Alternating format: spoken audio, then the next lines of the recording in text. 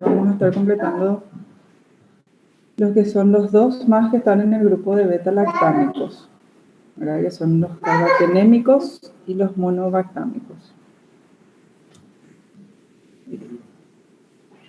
Vamos a hablar primero de los carbapenémicos, ¿verdad? Que igual, como les dije, dentro del grupo son antibióticos beta-lactámicos, pero estos son sintéticos, como que las penicilinas, por ejemplo, eran naturales. Ô, Son, prof, sí, eu posso te pedir para falar um pouco mais devagar? bueno. Tá. Entonces, como vimos en la clase anterior, vimos que estamos hablando de antibióticos beta-lactámicos, que era la característica por la cadena que tienen, ¿sí? Los carbapenémicos son antibióticos beta-lactámicos, pero estos son sintéticos bicíclicos, es decir, que fueron creados modificando la molécula, ¿verdad? No como las penicilinas que fueron naturales. Y poseen un núcleo común llamado carbapenem. Estos antibióticos derivan de la tienamicina, que es producida por el hongo Streptomyces cattleya. O sea, se agarró ese núcleo, se modificó y ahí se obtuvo el carbapenem. Su estructura difiere de las penicilinas porque tiene un átomo de azufre en su anillo tiazolidina. Y este átomo de azufre es externalizado y es sustituido por un átomo de carbono. Y así se fue creando los distintos tipos, que son el imipenem, el meropenem, el ertapenem y el doripenem. Después, cuando hablemos de farmacocinética, les voy a volver a recordar esto, de que el imipenem tiene un metabolismo a nivel renal por la dihidropeptidasa 1. Recuérdense que nosotros siempre veíamos que en el metabolismo, ¿verdad?, se transformaba la molécula, bueno, y eso pasa con esta enzima, con el imipenem en el riñón y da un metabolito tóxico. Esa es la razón por la cual se la unió al imipenem con la cilastatina, que es un compuesto químico que inhibe esta acción de la dihidropeptidasa. Y acá les muestro la preparación, cómo se encuentra, ¿verdad?, del imipenem. Siempre van a encontrar unido a la cilastatina, por esto que les expliqué. El meropenem, el ertapenem y el doripenem. Como ustedes ven acá, todos están en preparación, en solución, ¿verdad?, para intravenoso. ¿Por qué pasa esto? Porque los carbapenem son ácido sensibles. Entonces significa de que ellos no resisten a la acción del jugo gástrico, por lo cual no existe una preparación para vía oral. Acá les reitero, siempre este anillo es el anillo beta-lactámico, el cuadrado, que es común en todo este grupo, ¿sí? Acá vienen de la penicilina, que dijimos que tenía un anillo de 5 elementos. Tenemos las cefalosporinas, que era de 6, más 2 cadenas laterales. Y los carbapenem, los carbapenem tienen la unión al anillo tiazolidínico, pero la característica que le difiere como penicilina es que tiene este átomo de azufre. ¿Sí? ¿Vamos bien hasta acá? Sí, prof.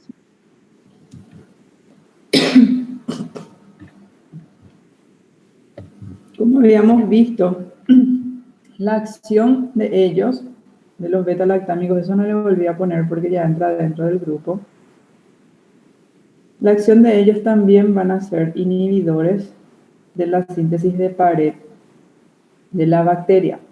También tienen unión con la PBP, ¿verdad? Con la Penicillin Bite Protein, inhibiendo de esa forma la unión de los peptidoglicanos. Nada más que cuando ustedes lean en el Flores, van a ver que el imipenem y el meropenem tienen unión preferentemente a uno de ellos, ¿verdad? Que el PBP1 y el ertapenem al PBP2. Eso es simplemente por la estructura química que de repente tienen preferencia por algún tipo. Estos antibióticos, los carbapenémicos, son antibióticos de amplio espectro. De preferencia se dice luego que ellos solamente se usan en un medio hospitalario. El imipenem, que está unido a la cilastatina, resiste a la hidrólisis de la mayoría de las beta-lactamasas. Nosotros vimos que era el principal método de resistencia bacteriana que hicieron las bacterias en contra de este grupo. La hidrólisis que no resisten son de las metalo-beta-lactamasas, que sería como una evolución más de la beta-lactamasa. El imipenem es útil para el tratamiento empírico activo frente a microorganismos gram positivos y gram negativos que producen penicilinasa. También son activos frente a anaerobios y a la Pseudomonas aeruginosa, ¿sí? Sin embargo, la Pseudomonas aeruginosa con el tiempo fue creando cepas también resistentes a este antibiótico.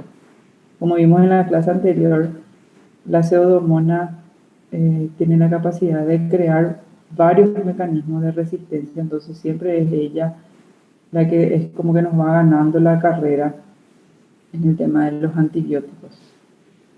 Yo no les puse acá, ¿verdad? Después les voy a hablar un poquitito más, pero eso ya es, como les dije, yo siempre les voy a dar clase de lo que va a ser útil para ustedes.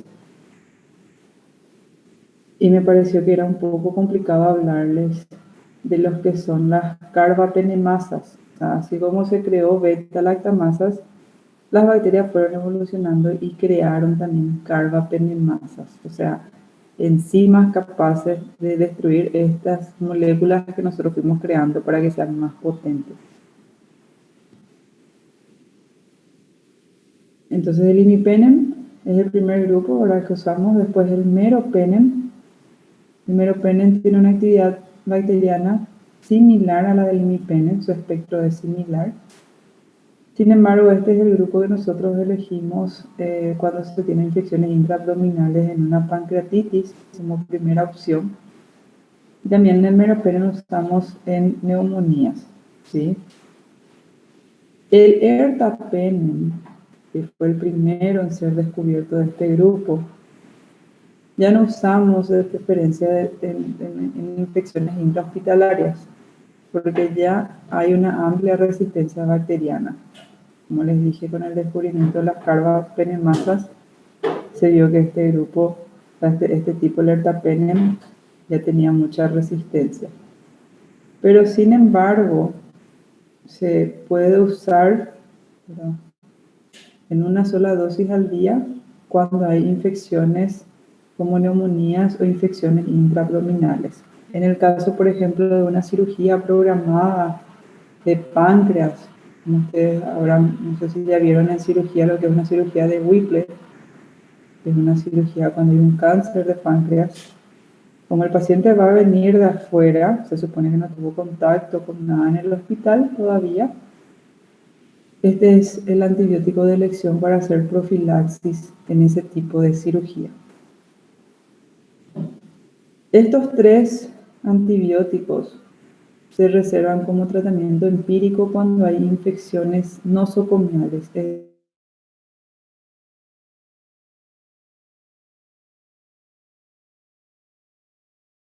Es decir,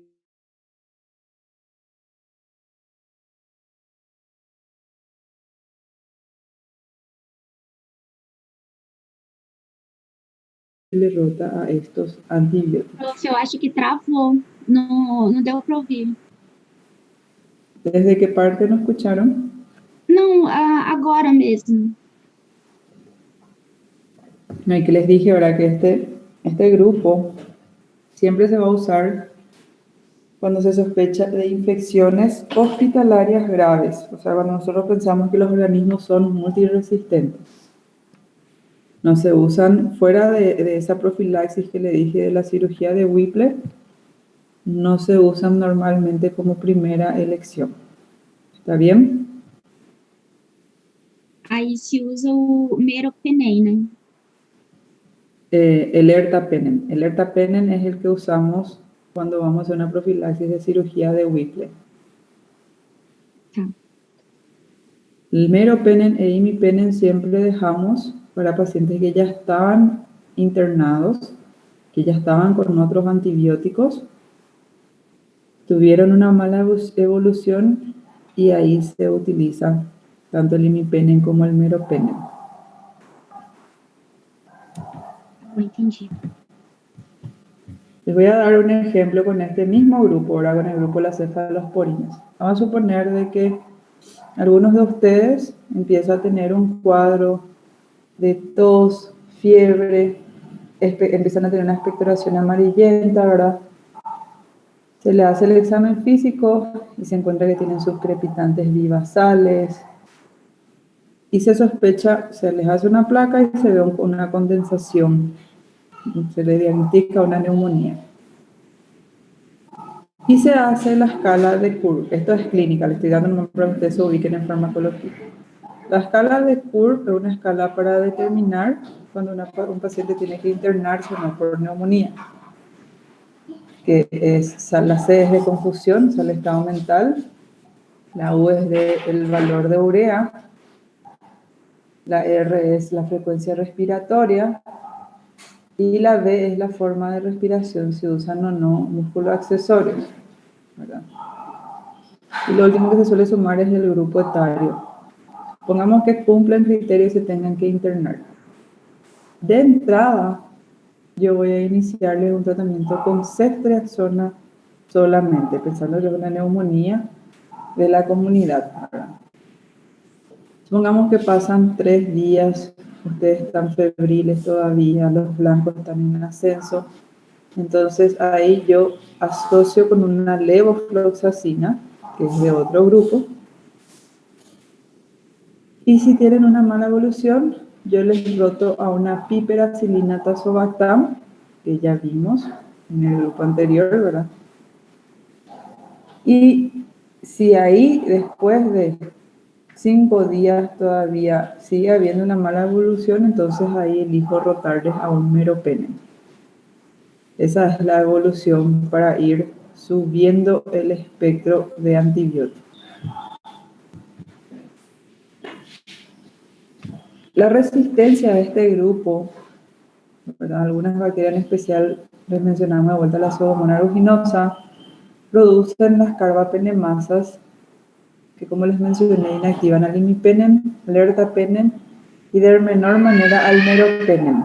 El meropenem nos sigue todavía llevando la delantera frente a este germen.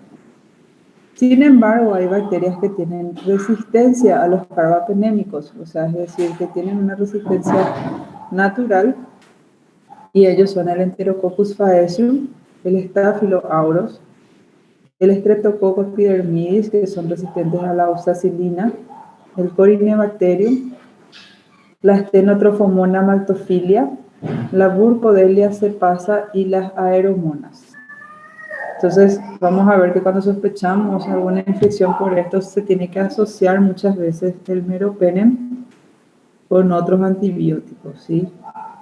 El Staphylo aureus y el Streptococcus epidermidis son los que se pueden encontrar en piel.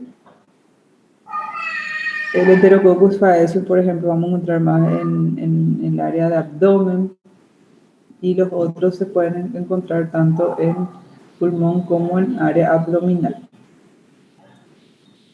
Y el uso de carbapenem, así como nosotros vimos que había algunas bacterias que al tener recién contacto con las cefalosporinas inducían producción de enzimas, así también pasa con esto. El carbapenem puede inducir producción de beta-lactamasas.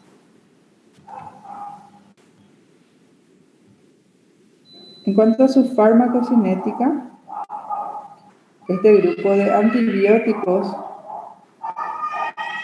Se administran todos por vía intravenosa, por lo que le dije que tienen una sensibilidad al ácido, entonces no se encontraron formas de crear moléculas por vía oral.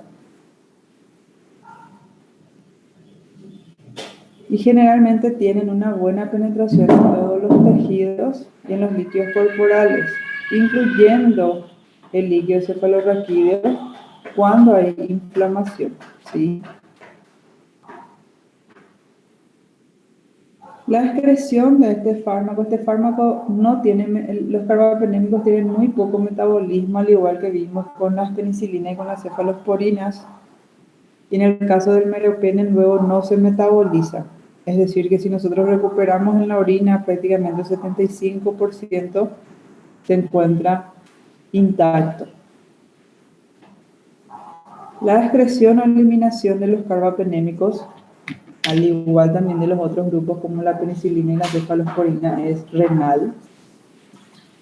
Y les vuelvo a reiterar esto porque es muy importante que sepan que el imipenem tiene ese metabolismo por la dihidropeptidasa 1 en el riñón, que está en el borde, en el cepillo de los túbulos proximales renales.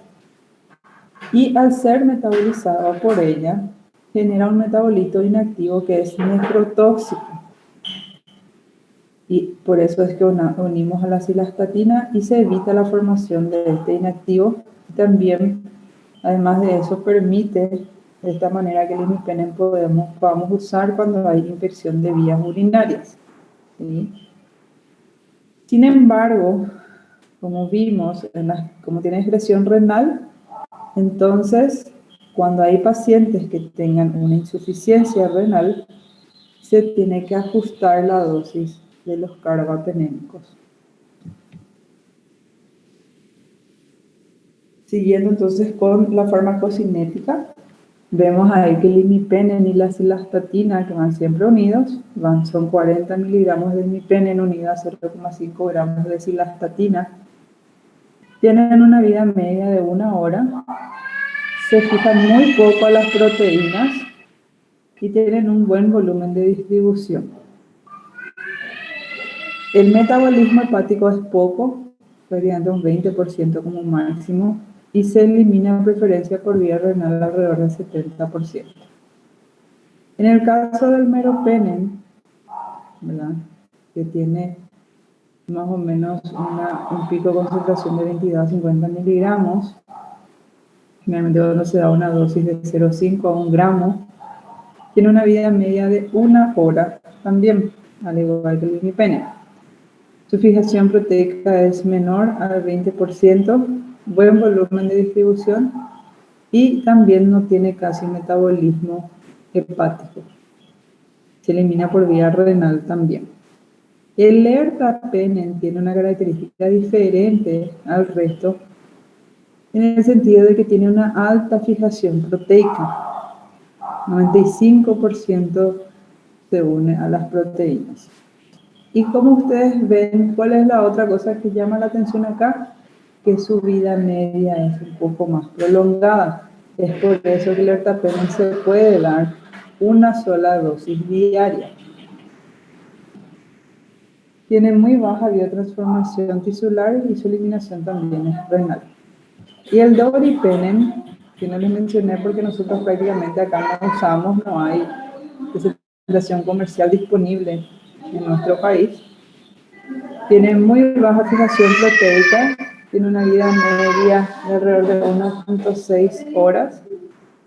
Tiene buen volumen de distribución, pero un poco menor que el resto. Y tiene una biotransformación tisular por la dihidropeptidasa, pero también es poca, no es tan alta. O sea, no se van a equivocar nunca al decir que este grupo tiene poca transformación biohepática y variantes todos con eliminación renal. ¿Vamos bien hasta acá? Sí, profe.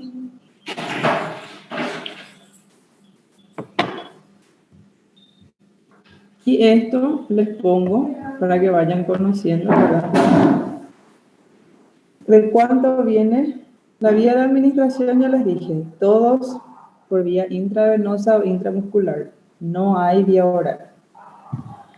Entonces, el imipenem y la cilastatina hay de frasco de 500 y de 1 gramo. Al igual que el meropenem, el ertapenem hay de 1 gramo y el doripenem de 500. Acá simplifica mucho porque, como ven, es 500 y 1 gramo nomás, ¿sí? En la dosificación generalmente se hace por kilogramo peso, ¿verdad? Pero nosotros más vamos a manejar la parte de dosis general. Entonces en adultos más o menos se usa justamente de 500 a 1 gramo, las mismas presentaciones que vienen. Y generalmente el imipenem se da cada 6 a 8 horas de forma intravenosa. Y como vamos a ver, después les voy a explicar un poco más cuando hay una insuficiencia renal, lo que se tiene que ir espaciando las dosis, ¿sí? ¿Por qué se van espaciando la dosis?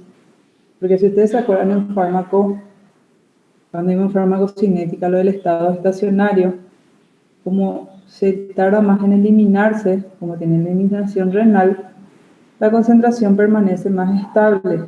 Entonces, para no subir mucho su concentración, yo lo que hago es espacio más las veces que le voy dando el fármaco. Sin embargo, como dijimos, estos tres grupos, o sea, el grupo de los beta-lactámicos, tanto las cefalosporinas como las penicilinas y como los carbapenémicos, generalmente no tienen alteración con la insuficiencia hepática. El meropenem, que es el siguiente, hay también de 500 y 1 gramo como el imipenem. En adultos se usan estas dos presentaciones, también cada 6 a 8 horas. Y también tiene un ajuste similar al imipenem cuando hay insuficiencia renal. El ertapenem, dijimos que tiene la unión a 95% de las proteínas, tiene otra característica importante. No está recomendada para administrar en niños, ¿sí? Entonces, la forma de recordar que pueden hacer esto es que el ertapenem es el que no usamos más como enfermedades nosocomiales, es el único que tiene 95% de unión a proteínas y no se administra en los niños. El ertapenem tiene solamente una presentación de 1 gramo, generalmente es, como les dije, el que tiene mayor vida media, entonces se administra solamente una vez al día. Y cuando hay insuficiencia renal, lo que disminuye es su dosis, porque igual se sigue dando cada 24 horas. Y el doripenem viene de frascos de 500 miligramos, se administran cada 8 horas y también tienen ajustes espaciados cuando hay una insuficiencia renal. Y este tampoco se recomienda administrar en niños.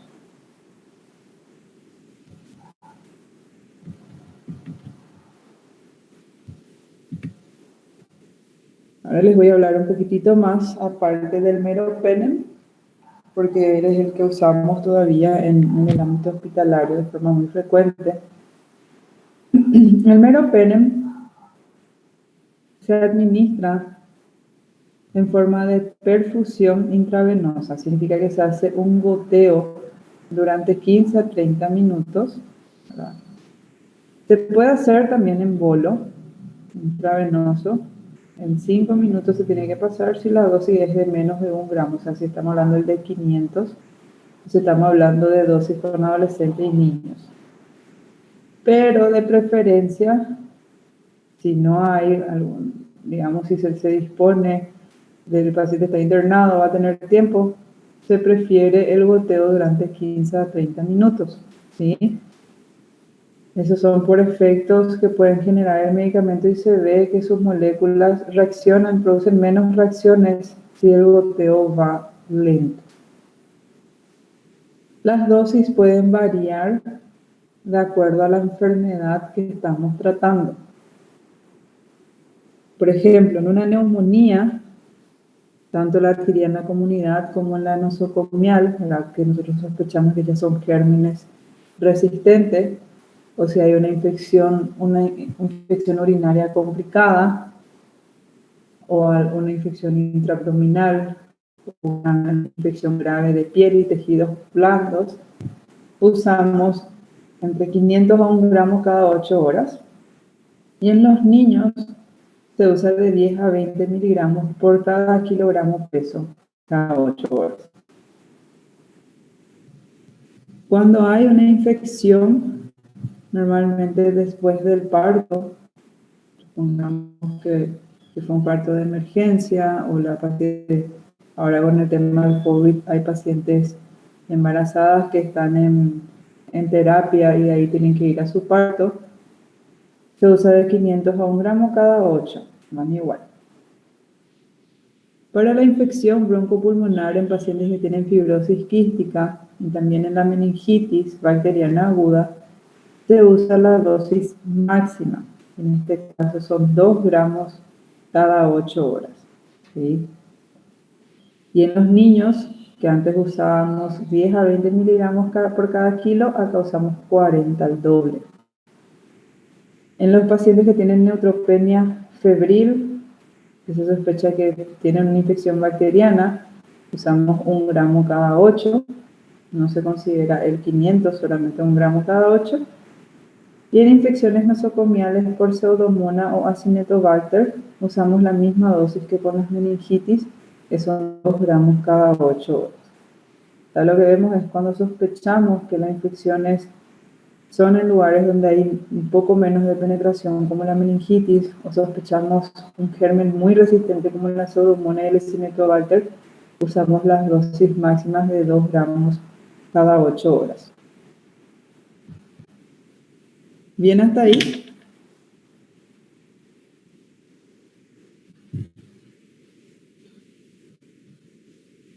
Sí, profe. Vamos a hacer un pequeño break de 20 minutitos y vamos a volver con los monobactámicos. ¿Está bien? Dale, profe. ¿Alguna duda hasta acá con los carbapenémicos?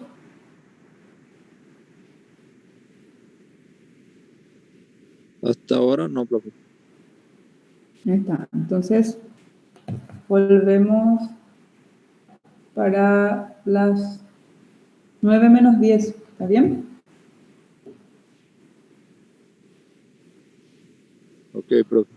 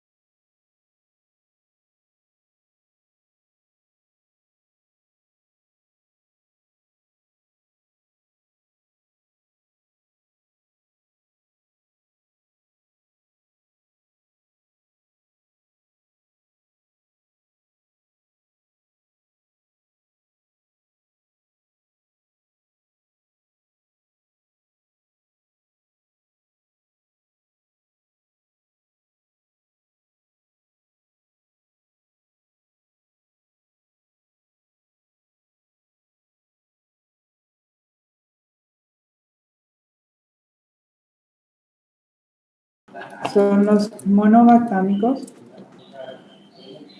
Los monobactámicos son los únicos que tenían solamente ese anillo beta-lactámico, ¿verdad?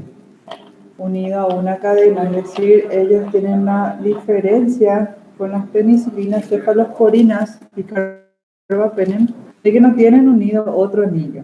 Por eso se llaman monobactámicos de uno solo. Entonces tienen este anillo y la cadena lateral. Y ellos también tienen unido un grupo sulfurado. Esta diferencia de estructura se vio que disminuye la posibilidad de generar una hipersensibilidad cruzada.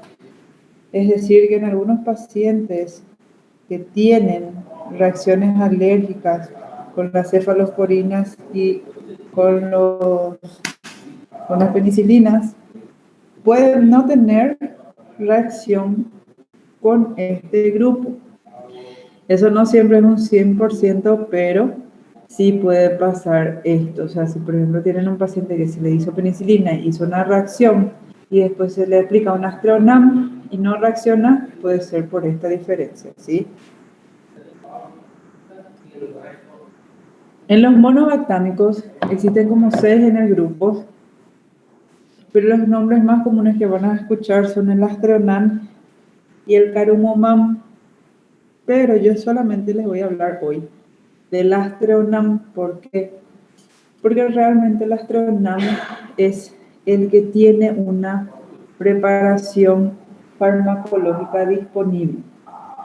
Es decir, hasta ahora mismo es el único que usamos en los pacientes. Y el Astronam, así como todos los otros monobactámicos, tiene un anillo beta-lactámico monocíclico al que se unen los radicales, y esta unión le confiere una elevada resistencia para inactivarle a las beta-lactamasas, o sea que no le permita degradar su anillo lactámico.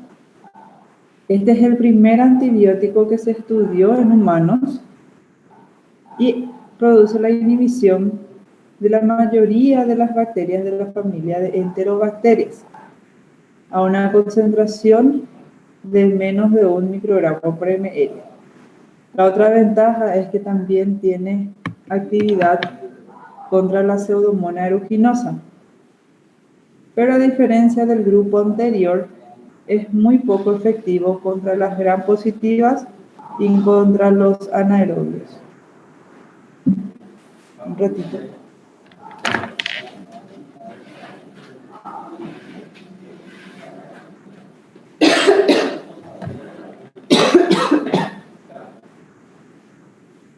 Perdón. Esta es la cobertura de los gérmenes de los monobactámicos en sí, ¿verdad?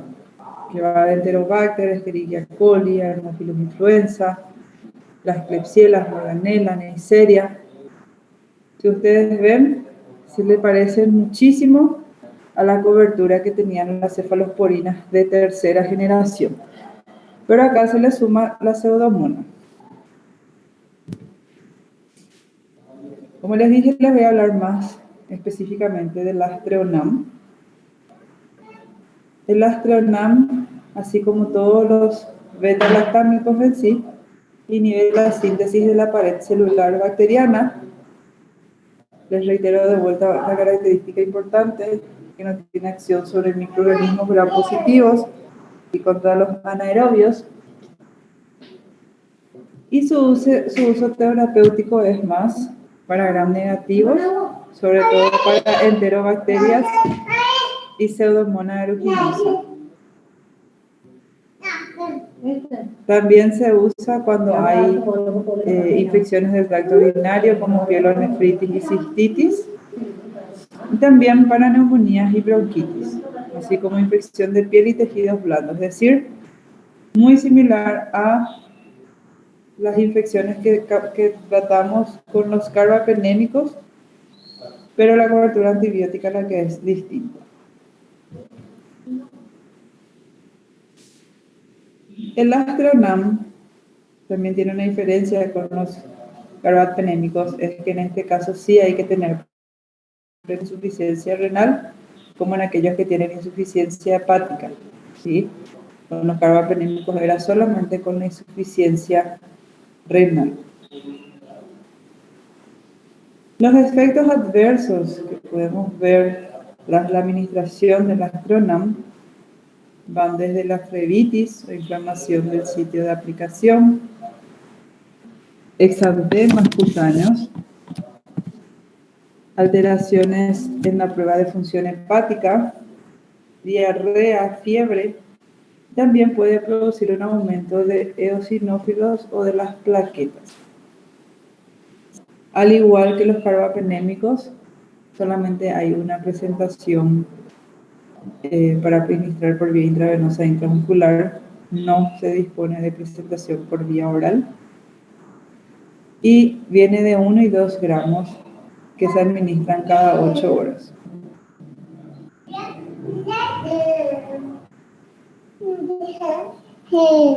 En cuanto a su farmacocinética, en los adultos, para administrar 1 o 2 gramos de la Cronam produce concentraciones efectivas, es decir, que tiene una acción en un promedio de 8 a 12 horas.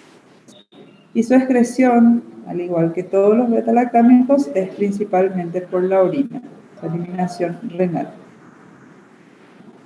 Cuando se administra solo, ¿verdad? O sea, no está asociado a otros antibióticos, tiene un efecto mínimo sobre anaerobios fecales, o sea, sobre los enterococos.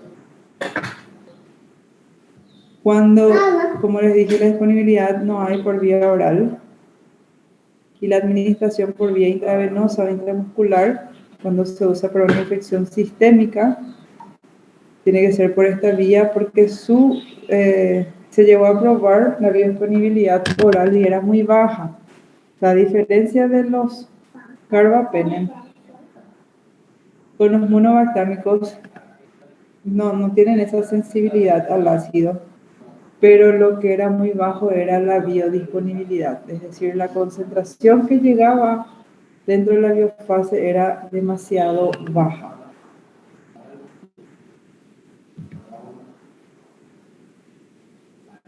La vida media de eliminación es menor de 2 horas, ¿verdad? Y su administración es de cada 6 a 8 horas. Entonces, esto pueden usar relacionando con los carbapenémicos porque no es mucha la diferencia. Si se recuerdan ustedes del imipenem y el meropenem, que su vida media es de 1 hora, también se administraban en este lapso de 6 a 8 horas. Se usan infecciones severas o moderadas y normalmente cuando las infecciones no son tan severas, ¿verdad? Por ejemplo, una infección en el tracto urinario con un cultivo dirigido, se puede administrar cada 12 horas. El Astreonam no posee nefrotoxicidad, es ligeramente inmunogénico, es decir, genera muy poca reacción inmunológica del cuerpo y no se asoció con desórdenes de la coagulación, ¿sí? En los pacientes que tengan una función renal, se tiene que administrar cada 8 horas y en los pacientes que tienen insuficiencia renal se tiene que hacer ajuste, al igual que los carbapenémicos. Y el ajuste se hace de esta forma, de acuerdo al clearance de creatinina. Si el clearance es mayor a 30 ml por minuto, se hace la dosis plena de 1 a 2 gramos cada 6 a 8 horas. Si el clearance está entre 30 y 10, se tiene que administrar la primera dosis en una dosis total, para 1 o 2 gramos, y a partir de la segunda dosis ya se disminuye al 50% de la dosis habitual, pero la frecuencia sigue siendo la misma de 6 a 8 horas. Y si el clearance es menor a 10, en ese caso se hace la primera dosis de 1 gramo y las segundas y siguientes dosis se hacen 25% de la dosis habitual. En caso de que haya hemodiálisis la dosis se disminuye al 12,5% de la dosis habitual, es decir, un cuarto nomás de lo que se administra normalmente.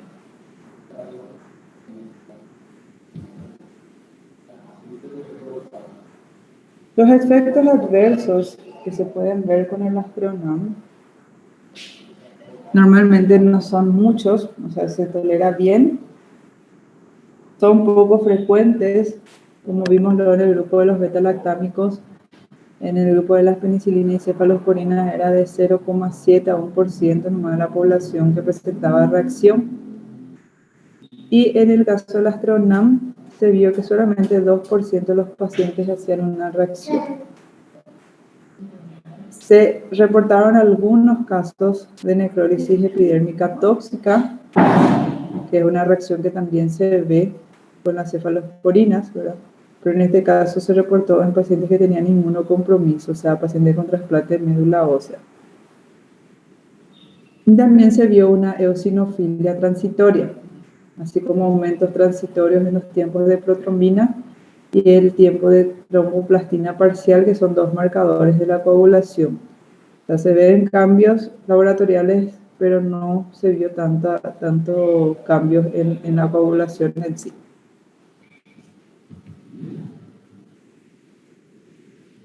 Puede producir neutropenia, sobre todo más en niños, ¿verdad? En niños menores de 2 años.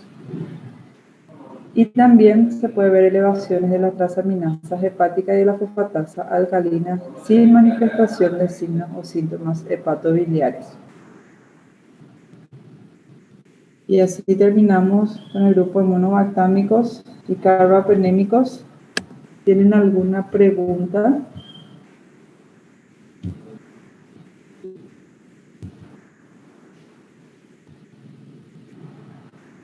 No, doctora. Entonces, repasando un poquitito, voy a volver a este cuadro, ¿verdad? Sintetizando todo lo que son los beta-lactámicos. Entonces, los beta-lactámicos, quiero que siempre se recuerden, la estructura principal es el anillo beta-lactámico unido a un anillo secundario, y eso le va a determinar qué grupo estamos hablando. El único que no tiene ningún anillo unido y tiene solamente cadenas laterales es el monobactámico. Por eso dijimos que, ¿cuál es la característica principal? Menos reacción cruzada. O sea, si hay muchas reacciones con este y probamos con el Astronam, van a tener menos reacciones.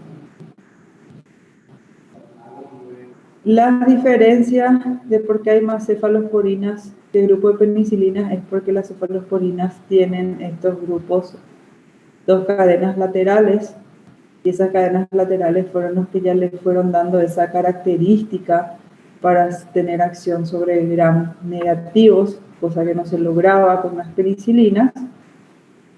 Con los carbapenémicos, lo que se fue logrando fue una mayor resistencia frente a las beta-lactamasas y una mayor acción sobre la pseudomonas, que ya se logró con las cefalosporinas de cuarta y quinta generación.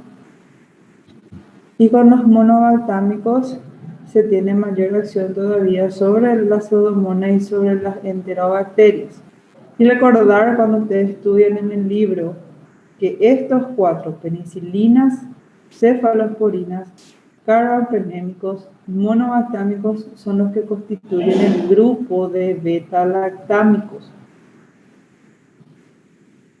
Estos, que son como el ácido clavulánico, ¿verdad?, son inhibidores de beta-lactamasa.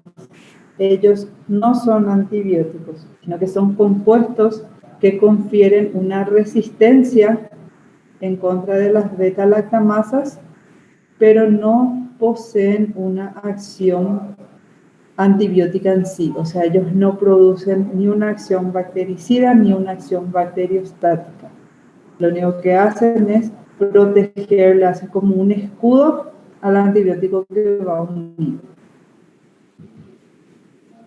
Recordar de vuelta un poquitito cuáles son las penicilinas, que es de la clasificación que tenemos que ver.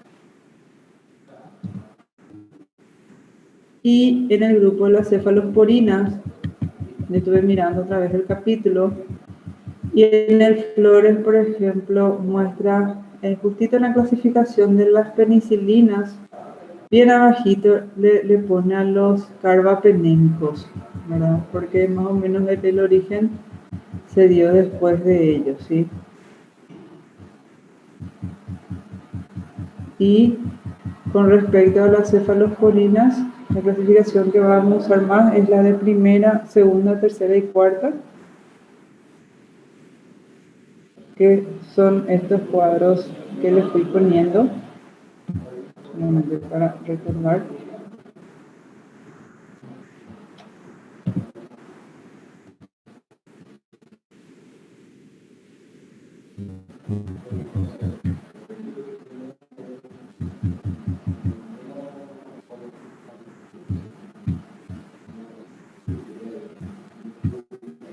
Eran estas de primera, ustedes van a encontrar directamente de primera generación y les citas esto primero. Las de segunda, tercera y cuarta. Como le dije, al ser tarolina hay veces que van a encontrar como de quinta, pero en el Flores está presentado solamente como una cuarta generación.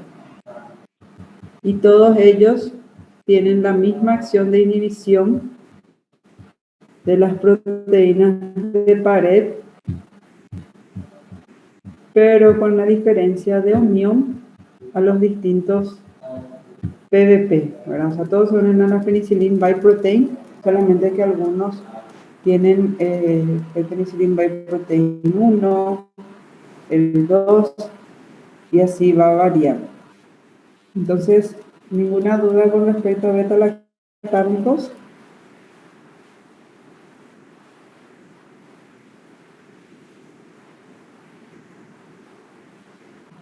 Doutora, a gente tem que saber toda a ordem dessa primeira, segunda, terceira e quarta geração. Daí tem que saber sim ou você só conseguir associar. Porque é muito nome e é muito nome parecido.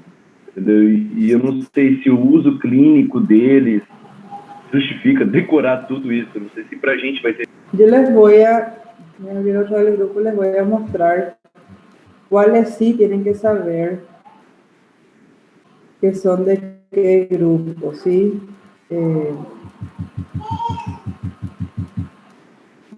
Voy a poner ahí.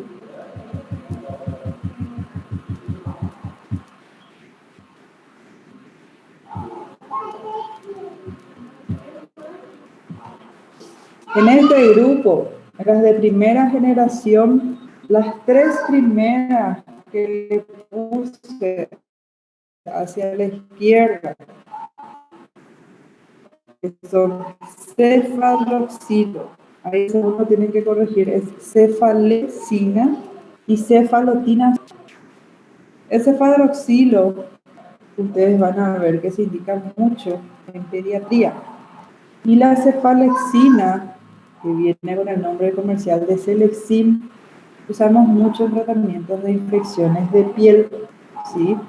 La cefalotina, sin embargo, se usa menos, pero también tiene una presentación que se suele comercializar, pero estos tres sí tienen que saber que son de primera generación. Yo no creo que le pregunte con los otros nombres, pero por ejemplo, si les pregunto, ¿cuál sería la cefalosporina de elección para ampliar una cobertura sobre gram positivos en una infección de piel? Sí, quiero que me respondan que es la cefalexina, porque la cefalexina, o sea, las de primera generación, como dijimos, lo que tienen es más cobertura sobre gram positivo. ¿Y dónde tenemos más gram positivo? Sobre todo en la piel, ¿sí?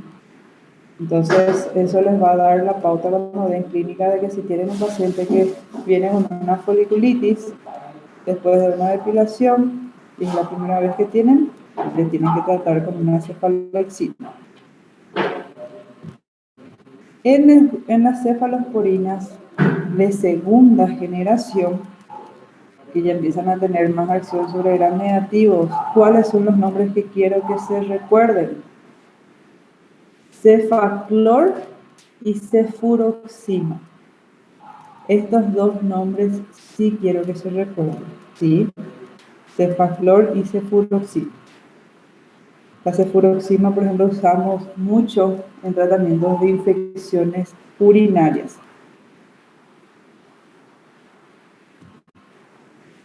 En las cefalosporinas de tercera generación, acá está la cefotaxima, que sí o sí quiero que se recuerden, que acá no les puse, pero la reina de todo justamente no le puse de la tercera generación, que es la cestriaxona, ¿sí?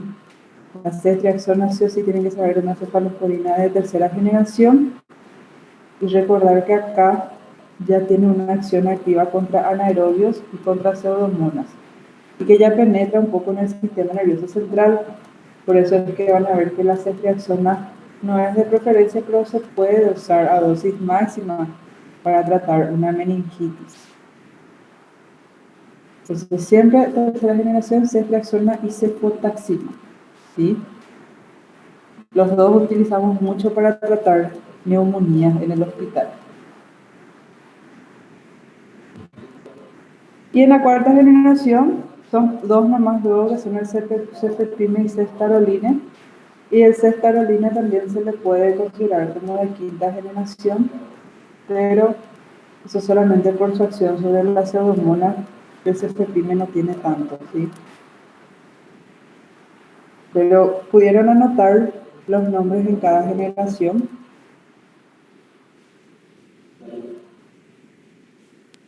Sim, professor. Deu para entender mais agora qual que é o sentido das gerações. Porque eu estou ficando muito perdido em relação a isso. Eu não sei que eu vou estudar e a cada capítulo se há uma indicação e só muda as indicações por o processo alérgico do paciente, pelo que eu estou compreendendo, ou por uma resistência da cepa. E aí eu me equivoco todo o tempo. Ahí, por eso que yo quedo un poco de duda. Te voy a explicar. En el caso de las generaciones de las cefalosporinas, realmente no solamente se buscó por la acción de beta-lactamasas, sino que pasó.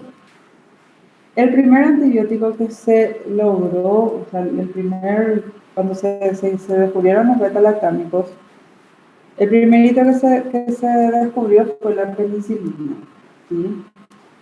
Pero ¿qué pasa con la penicilina? La penicilina tiene solamente acción sobre los gram positivos. Vuelvo un poquitito para explicarles cómo actúa para que ustedes entiendan qué es lo que pasó. En este cuadro, cuando solemos leer las diferencias bacterianas, las gram positivas eran aquellas que tenían, lo más externo que tienen es una pared celular, ¿sí? Formada por peptidoglicanos. Y la penicilina lo que hacía era entraba dentro de las células, se unía a lo que se llama el PBP, que es penicillin bioprotein, e inhibía que estos peptidoglicanos se vayan uniendo para formar la pared y ahí se hace la lisis de la célula. Pero tenían solamente acción sobre los gram positivos. Porque, ¿qué hacen los gram negativos? Los gram negativos tienen esa misma pared, pero por arriba de esa pared tienen una membrana externa bilipídica. Entonces, cuando venía la penicilina por su molécula, no podía atravesar esa membrana externa. Ya no podía tener ninguna acción. Entonces, con las penicilinas se fueron viendo igual, mira que empezaron a modificar la molécula de la penicilina de varias formas y nacieron todas estas penicilinas que vemos acá ahora. Pero igual no tenían tanta acción sobre las gram negativas. Y ahí justito, a través de otro hongo que se llamaba el Cephalosporium, se descubre la molécula que da origen a las cefalosporinas, que era muy parecida a la estructura de la penicilina, pero era otra molécula. Y como fueron las primeras en nacer, entonces ellas son las primeras generaciones. Así igualito como cuando nosotros, por ejemplo, nos sacamos una foto con nuestro papá y con nuestro abuelo, decimos primera, segunda y tercera generación, así mismo son las cefalosporinas. Entonces ahí del cefalosporio nacen lo que son la primera generación. Y ellas también tenían una acción solamente sobre gram positivos. Si bien eran algunos gérmenes distintos de las penicilinas, no hacían acción sobre gram negativos y tenían también la característica que no entraba al sistema nervioso central, o sea que si vos tenías una meningitis no te servía. Entonces, ¿qué hicieron los científicos? Empezaron a buscar, como yo les mostré en una molécula, el anillo de la cefalosporina. A diferencia acá, las penicilinas tenían solamente una cadena lateral y modificando esta cadena crearon los otros. Sin embargo, acá había dos lugares donde crear cadenas e ir modificando. Y eso le dio la posibilidad de probar varias moléculas y ver cómo interactuaban con los distintos gérmenes. Y así llegaron a descubrir un tipo de molécula que fue capaz de atravesar a través de las porinas de unas puertitas que habían en esa membrana externa para llegar adentro de la célula. Entonces ahí empezaron a tener actividad sobre los gram negativos también.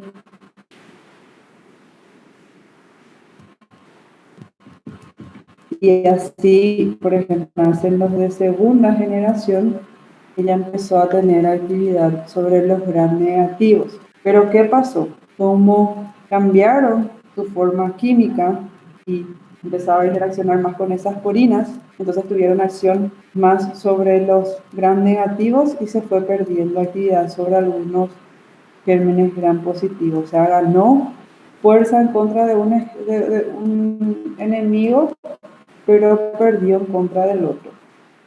Pero todavía ninguno ni la primera generación ni la segunda generación le podía ganar a la pseudomonas, que la pseudomonas ya vino a ser problema desde la época de la penicilina, ¿verdad?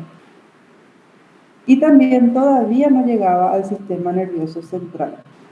Solamente cuando había una meningitis pasaba un poco, pero era muy poco. Entonces, después de tener esa segunda generación, o sea, después que ese papá dio origen a un hijo, ese hijo todavía no tenía toda la potencia, toda la acción que ellos querían, entonces le vuelven a modificar sus cadenas laterales y ahí nace la tercera generación, vienen los nietos. Y estos nietos tenían la característica de que eran un poco más resistentes, ya empezaron a pasar el sistema nervioso central, que era algo que ellos buscaban, y también ya tenían acción sobre la pseudomonas que ellos querían combatir, ¿verdad? Que no se logró tanto con la penicilina, no se logró con las de primera ni segunda generación. Y así como cada vez que nosotros nos íbamos descubriendo un antibiótico, las bacterias iban generando resistencia. Y también, ¿qué faltaba acá? Acá ya cubrimos gram positivo, gram negativo, o sea, la verdad que con la tercera generación cubrimos más gram negativos, anaerobios y pseudomonas y prácticamente nada más acá de gram positivos. Acá, así como se ganó mucho con otros, se fue perdiendo esa acción sobre los gram positivos. Y se volvió a ver una generación más, serían los bisnietos, solamente que ahí ya, como ya probaron muchísimas moléculas, ya no les dio tanta opción, crearon 2 drogas más nomás. Y con la cuarta generación, tuvieron la misma cobertura que la tercera generación, pero tuvieron fuerza sobre esta resistencia que la pseudomonas que hasta ahora nos sigue ganando el envío, nos sigue ganando porque cada vez que sale un nuevo antibiótico, ella igual nomás consigue mutar de alguna forma y crear nuevas enzimas. Y en la clase pasada le había hablado lo que es la beta-lactamasa de espectro extendido, es decir, que son enzimas que tienen varias codificaciones y actúan sobre varios tipos de antibióticos, y los de cuarta generación otorgaron una resistencia contra esas beta-lactamasas. ¿Sí? La primera, segunda, tercera generación se fueron creando para ampliar el espectro de cobertura del antibiótico, es decir, para crear un ejército que haga frente a varios frentes de ataque y que tengan una mayor penetración en sitios donde los otros no entraban. Y como a medida de que nosotros vamos descubriendo nuevos antibióticos, se van descubriendo nuevos antibióticos, estos gérmenes nos van otra vez sorprendiendo y generando resistencia en donde nosotros anteriormente no estábamos encontrando. Y recuérdense que la naturaleza, que lo que pasó no es que, por ejemplo, las penicilinas dieron origen a la cefalosporina, no, estos dos fueron creados por hongos diferentes, pero tenían el mismo anillo, nomás por eso entran en el mismo grupo. En el caso de los carbapenémicos pasó lo mismo. Un hongo produjo este anillo, pero se vio que la estructura era similar a los que tenía y así se fueron creando. Pero por eso yo les mencioné en el caso de carbapenémicos solo los nombres clínicos que usamos. Porque si ustedes buscan en internet, ustedes van a ver que hay muchísimos más nombres en el grupo de carbapenémicos y de monobactámicos.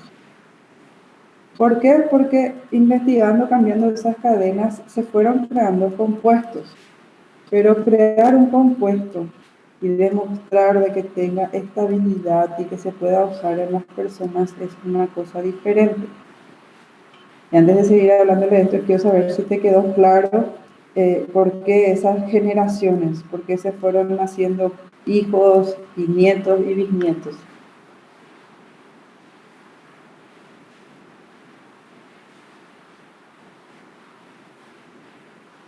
Sí, profe. Bueno, entonces, estos descubrimientos, como les dije, no fueron lineales, o sea, no fueron uno detrás de otro, sino que cuando estaba pasando uno se descubrió, o sea, que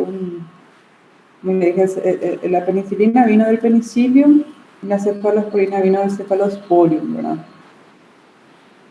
A medida que se iban investigando y se iban probando estas moléculas, porque cuando se lanza un medicamento, realmente la información tiene un retraso de 2 años, que significa que cuando en su época, ya en 1948, cuando se lanzaba la penicilina, las penicilinas sintéticas como la amoxicilina y eso, significaba que 2 años antes ya se estaban usando en estudios para probar todos los efectos que tenían, si era tóxico o no, y eso pasa con todos los remedios que se van lanzando.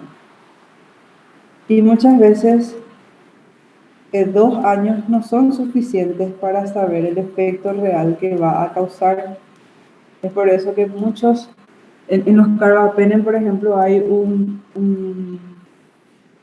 medicamento que todavía no tiene un nombre comercial, sino tiene un nombre químico, que son siglas solamente, que se vio justamente, como yo les mencioné, que no les quise hablar, pero les comento así, porque esto no les voy a preguntar, pero para que ustedes tengan cultura general. Se empezó a reportar casos de resistencia a algunos carbapenes, sobre todo al meropenem, que era el único que no tenía todavía una resistencia. Y cada vez que hay una resistencia se estudia esa cepa de bacteria que creó la resistencia. Y se vio ahí que ellos estaban produciendo enzimas que ya no eran beta-lactamasas, la composición ya era diferente. el cambio genético que producían era diferente, entonces por eso se le dio el nombre de carbapenemasas, porque eran enzimas directamente que atacaban este tipo de compuesto. Y entonces se fue viendo otra vez la forma de combatirle y se creó este compuesto que creo que tiene CRP73, creo que son sus siglas. Y se vio que tiene una acción frente a estas enzimas. Pero lastimosamente todavía no se encontró ni la estabilidad, o sea, no se puede comercializar de una forma. Por ejemplo, se prepara la molécula y la molécula tiene que ser utilizada enseguida. No tiene una estabilidad todavía, en el sentido que cuando estabilidad hablamos de cuando uno prepara un medicamento y tiene otros compuestos que lo estabilizan y que hacen que, por ejemplo, no pueda tener guardado, sea en la heladera o sea a temperatura ambiente, por 6 meses, por 1 año. Todavía no se logró esa estabilidad en primer lugar. Y también se van probando y se va viendo qué efecto tiene, ¿verdad? Porque como dijimos al principio de hablar de antibióticos en generalidades, cada vez que se buscan antibióticos se ve la forma que este antibiótico le mate a la bacteria sin que cause mucha toxicidad en el ser humano. Y esa es la razón por la cual si ustedes buscan en internet van a ver muchísimos nombres de carbapenémicos y de monobalsámicos, pero no todos ellos están disponibles en una presentación que se comercialice, y mucho menos en una presentación de que esté disponible, es decir, que yo pida a un laboratorio y me envíe para que yo le pueda tratar a un paciente. Muchos de ellos todavía están en fase de experimentación. Y el principal miedo es que recordemos que cuando las bacterias, hay bacterias en todo, en cada parte del ser humano, en los hospitales, y el miedo es que se están experimentando con estos antibióticos, y es que si no tienen una acción más potente que esas resistencias bacterianas, capaz le estén dando una herramienta más para que ellas generen mayor resistencia aún, que fue lo que, por ejemplo, fue pasando con la pseudomonas. La pseudomonas es un tipo de bacteria que se probaba un antibiótico y después de un tiempo ella ya generaba un tipo de protección. Se probaba otro que por fin le empezaba a matar y después de un tiempo ella volvía a aparecer. O sea, sería más o menos como el Chuck Norris de las bacterias. No se muere luego. Y así es como van, pero sin embargo, la naturaleza también, como yo les dije, así como nos dio la penicilina, como nos dio la cefalosporina, muchas veces de plantas o de hongos o de mismas bacterias se van generando nuevas moléculas que vemos que tienen acción contra otros gérmenes.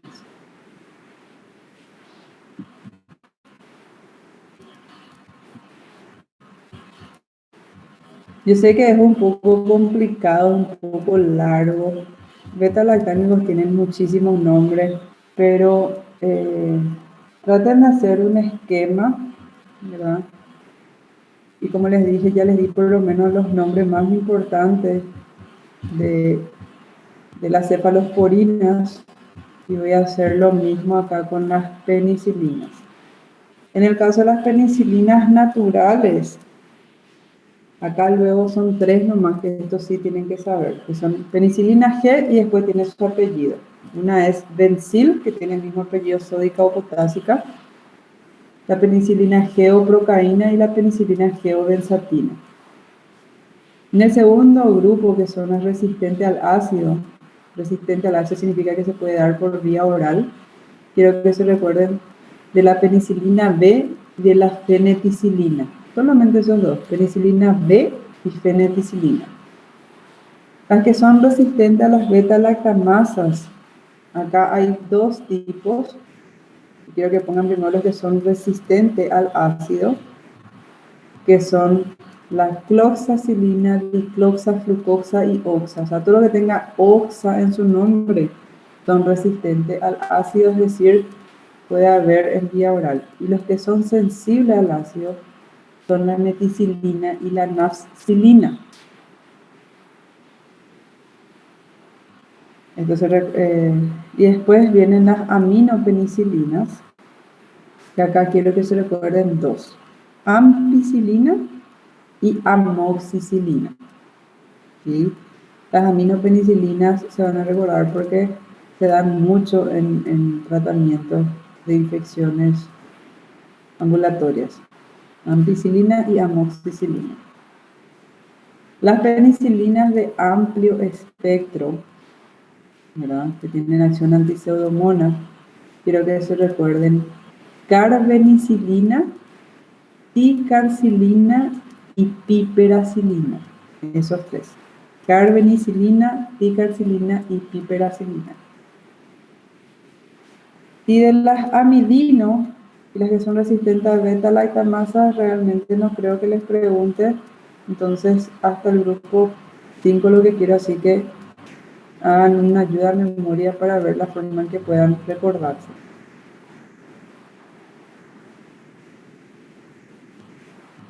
Y en el grupo de los carbapenémicos, como vimos, ahí sí que no se van a equivocar porque los nombres son todo penen. Meropenem, ertapenem, imipenem. Y los monobalsámicos, el único que les voy a preguntar es el astronam. Ese es el único que tiene una utilización clínica real. Entonces traten de hacer un esquema cuando ustedes estudian y van anotando estos nombres que les fui dando. Entonces, saber sobre todo, lo importante es saber en qué grupo están, ¿verdad? Y que, sobre todo, contra qué gérmenes van a poder usar estos antibióticos. ¿Está bien?